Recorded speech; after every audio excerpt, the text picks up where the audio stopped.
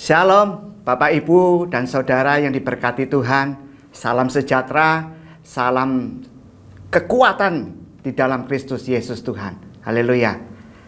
Pada kesempatan ini saya ingin sharing firman Tuhan dengan tema jangan menyerah.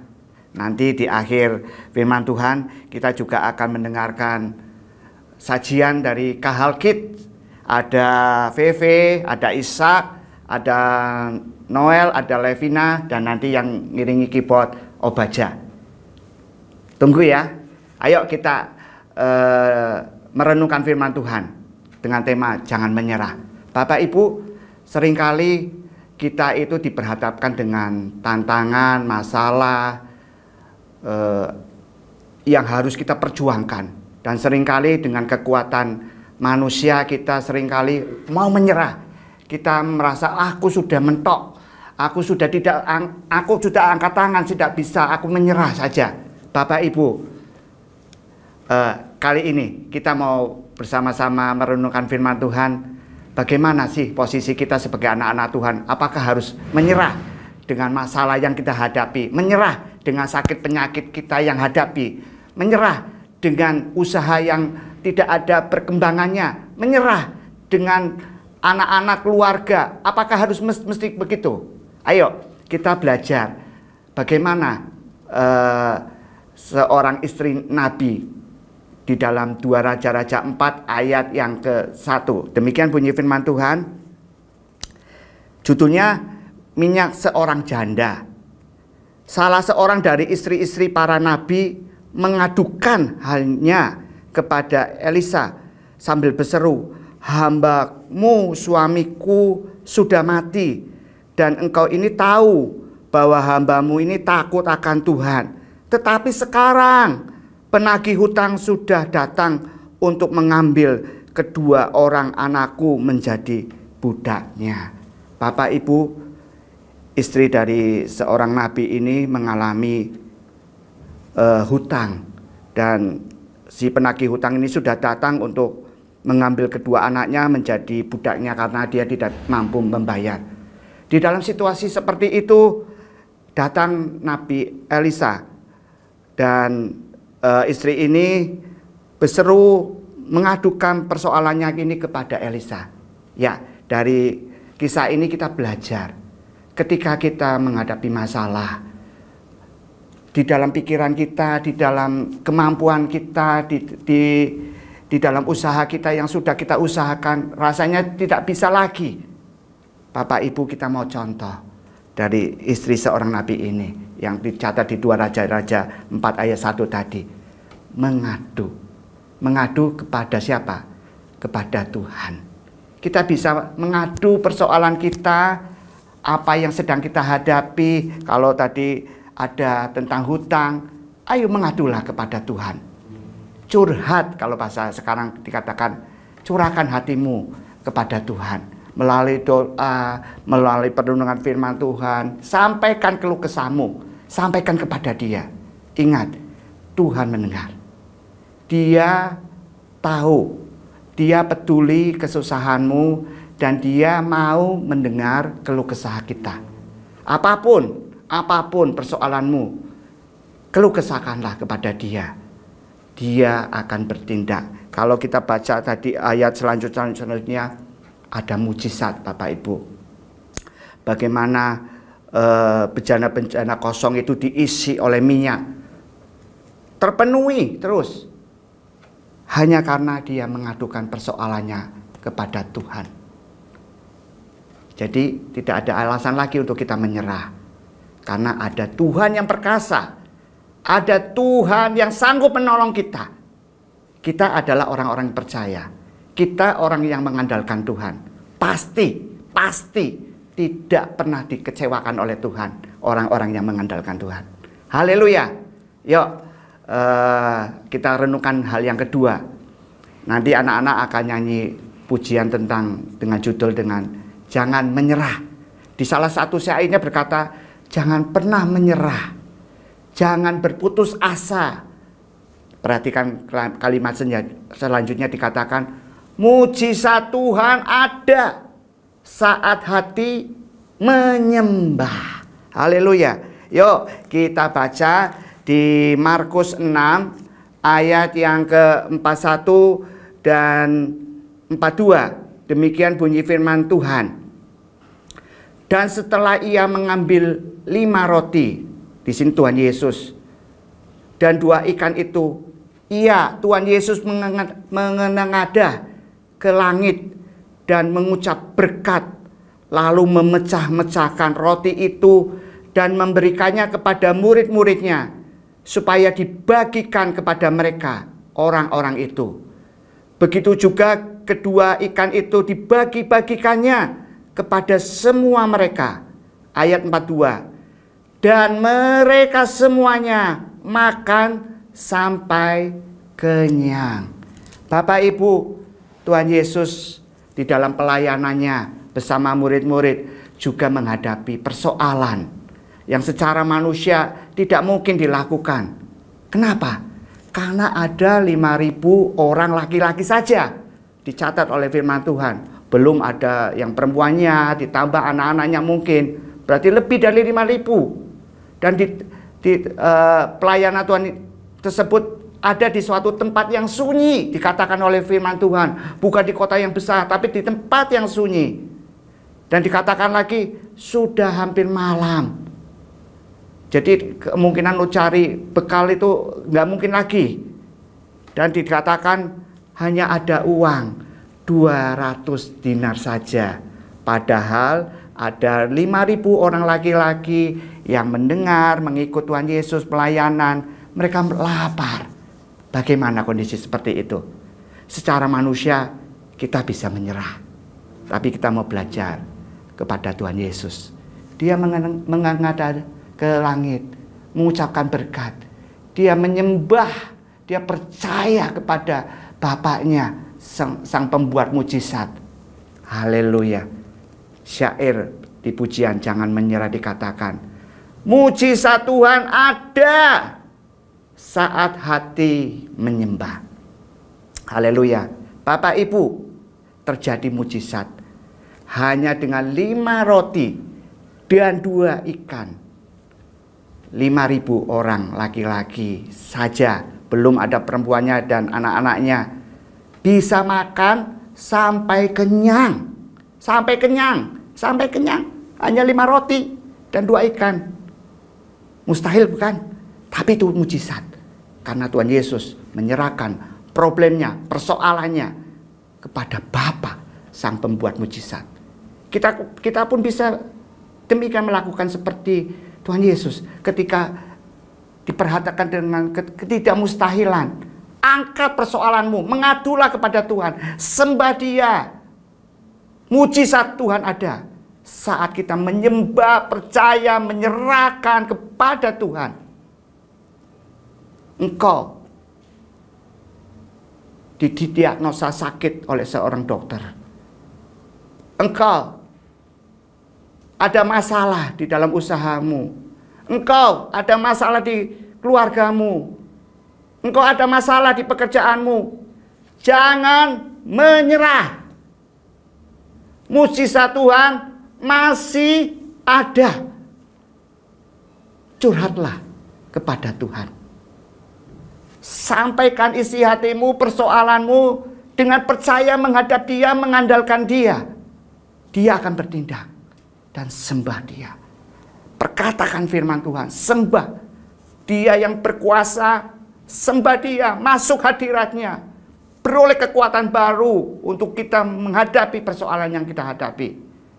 Jangan pedulikan diagnosa apapun juga. Percayalah firman Tuhan. Firman Tuhan ya dan amin. Dia mengatasi segala persoalan yang kita hadapi. Dia mengatasi pengetahuan manusia, kemustahilan manusia. Sembah Dia, masuk, percaya. Seperti Tuhan Yesus diperhadapkan dengan tempat yang sunyi. Sudah malam, uang hanya 200 dinar saja. Harus memberi makan 5.000 orang laki-laki saja. Dan di situ ada anak kecil yang hanya punya 5 roti dan 2 ikan. Tuhan Yesus menyembah, mempercayakan semuanya kepada Bapa di sorga. Dan terjadi mujizat. Dicatat, mereka makan sampai kenyang. Bahkan ada sisa 12 bakul. Masih ada sisa 12 bakul. Engkau yang menghadapi persoalan keuangan, percayalah, mengadulah kepada Tuhan. Jangan menyerah. Sembah, percaya, andalkan Tuhan sesuai firman-Nya. Minta pimpinannya, minta hikmatnya.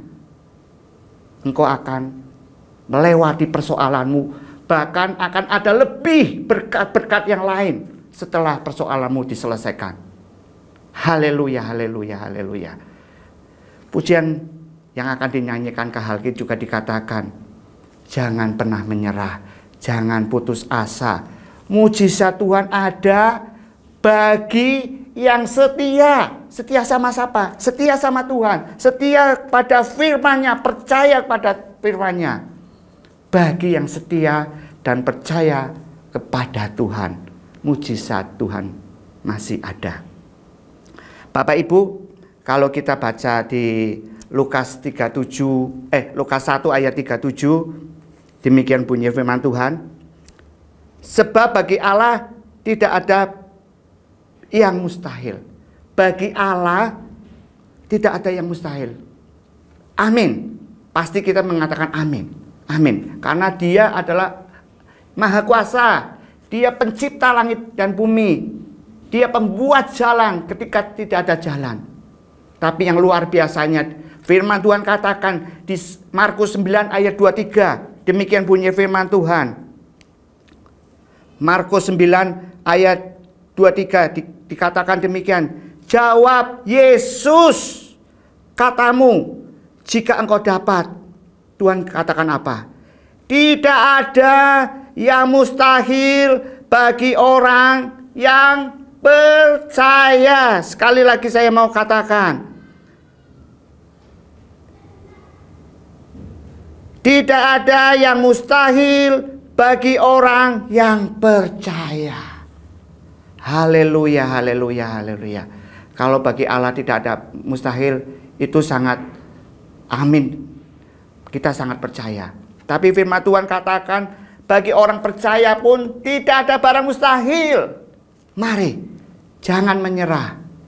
Percaya kepada Tuhan, andalkan Tuhan. Haleluya. Ayo kita mau baca di Ayub 5 ayat yang ke-9 sebagai ayat penutup. Biarlah ini meneguhkan Bapak, Ibu, dan saudara yang dikasihi Tuhan.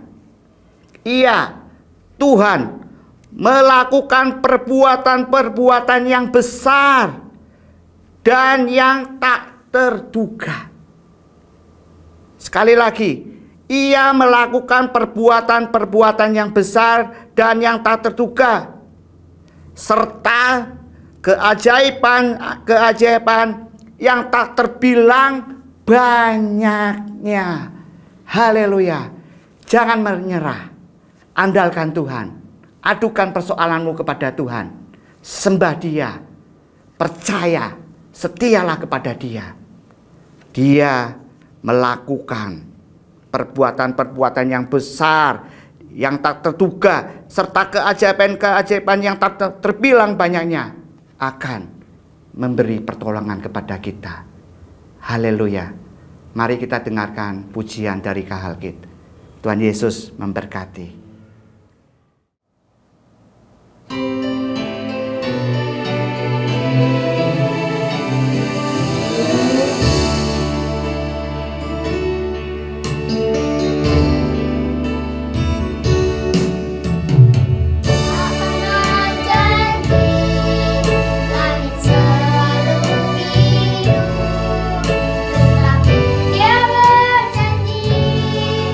Selalu menyertai.